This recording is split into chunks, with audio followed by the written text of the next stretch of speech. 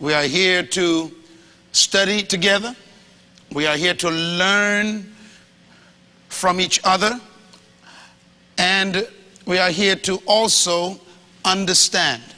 As a matter of fact, I think the most important word I want you to write down first is the word understanding.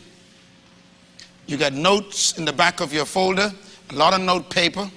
So turn there and find page 1 blank and just write the word understanding down. If you are watching, of course, on our pay-per-view, you got note paper in front of you. Please write that word understanding. Everybody say understanding. Understanding is more important than knowledge. It's also more important than wisdom. These 3 words are used very often in God's communication with humans. He uses these 3 words together. He does that because the 3 words are related. Knowledge, understanding, and wisdom. You might want to write it down. You would remember that the wisest man that ever lived, according to history, was supposed to have been a king whose name was Solomon. And Solomon was asked by God one day a question I wish he would ask all of us. What do you want? Ask anything. What do you want? Of course, Solomon was not from the United States, because he would have given a capitalist answer. It's not from the Bahamas or the Caribbean. He would definitely broke God's bank. He's not from Italy. He would probably ask God to restore Rome. But Solomon asked God for 3 things: knowledge, understanding, and wisdom. This week is about understanding. You will get knowledge, and that's important. As a matter of fact, let me give you the meaning of the 3 words very quickly. The first word, and I'm giving them in order of process. The first word is knowledge. Knowledge always comes first. What is knowledge? Right next to that word, information. Knowledge is information. The second word in the process is understanding. Understanding means comprehension. Write it down. Comprehension, to comprehend. The third word and last one in the process is wisdom. Wisdom is always last because wisdom means application. Application. So look at that list. You can see how the process works. First, you get information, but the information will never benefit you until you understand it.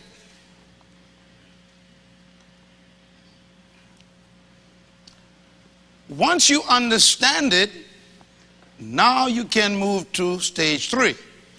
You can apply it. The most critical part of the process is wisdom. Wisdom is supreme because you can have knowledge and understanding and still not apply it. It's like a smoking doctor.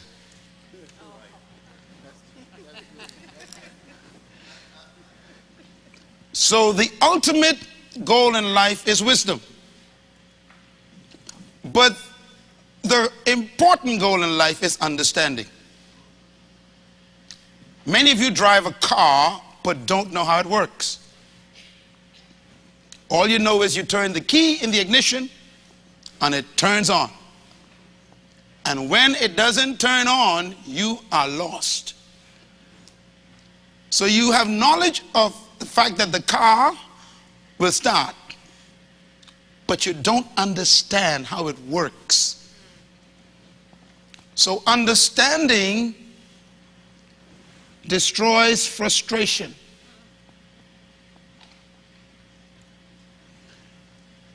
This seminar is about understanding so that you can gain wisdom. That means you can now apply.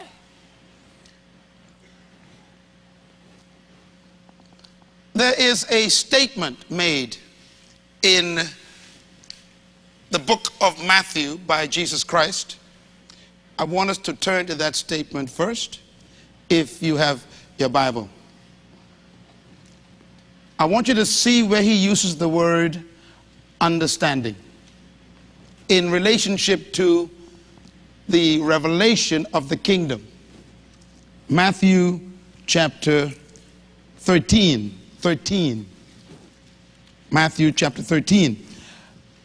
You would remember this was a seminar he had after a question. And this seminar is a result of questions that people kept asking me. If you look at this chapter, you will see that he had a session with a large crowd of people in verse 1 and 2. A large crowd of people came, and he sat by the lake, and he began to teach them.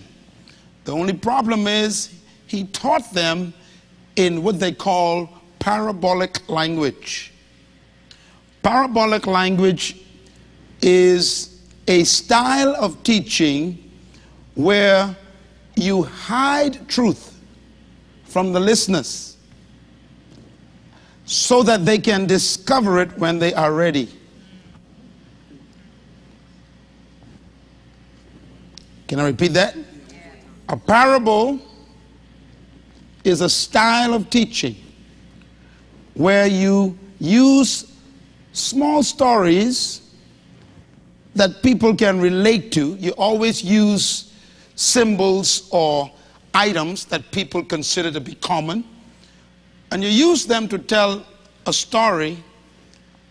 And the purpose for a parable is not to tell the truth, but to hide the truth. And you hide it because you are working with a principle that is based on a premise. Here's the premise. Nothing is yours until you discover it.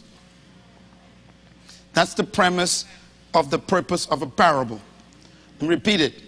A parable is used based on the principle that nothing is yours until you discover it. So it doesn't matter how much information your teacher knows.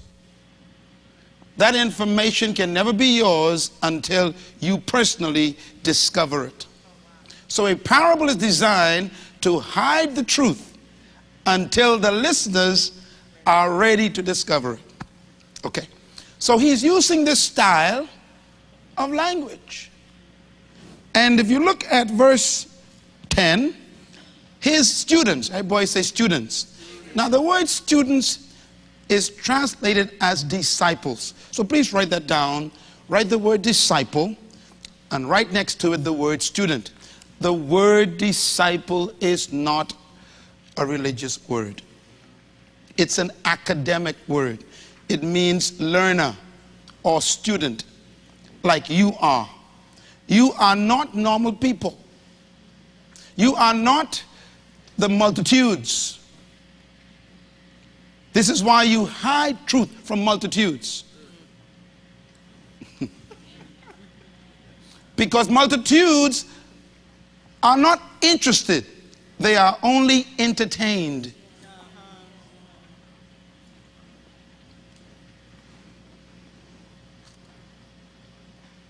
You paid a price to come here. that immediately separate you from the multitudes. Multitudes love free things. God never reveals the depth of his revelation to people who love free things.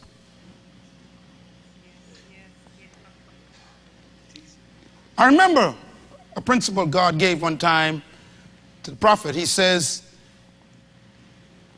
you will seek me. He says, but you'll find me only if you seek me with all of your mind. The word heart means mind. That means you concentrate to want to know.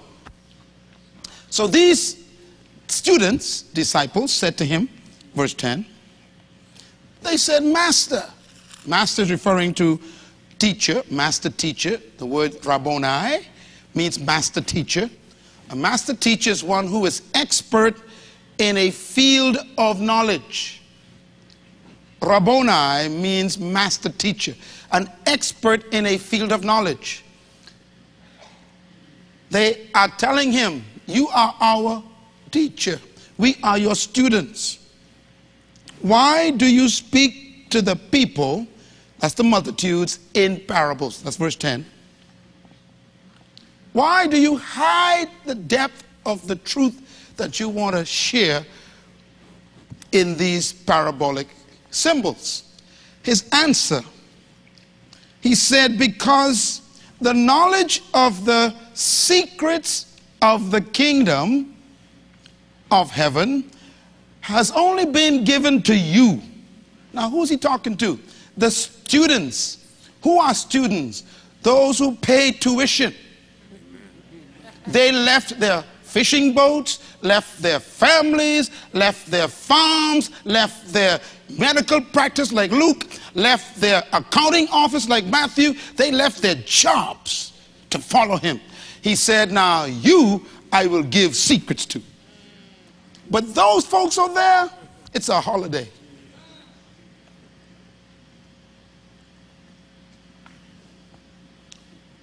I don't want 5,000 people. I just want students in this seminar. So it costs you. You have to leave your home. Leave your normal schedule. Give up some money. Buy a ticket. Invest time. I guarantee you, he will give you secrets of the kingdom of heaven because you are students. The next verse says, but not to them. Referring to the people who just show up for a good time.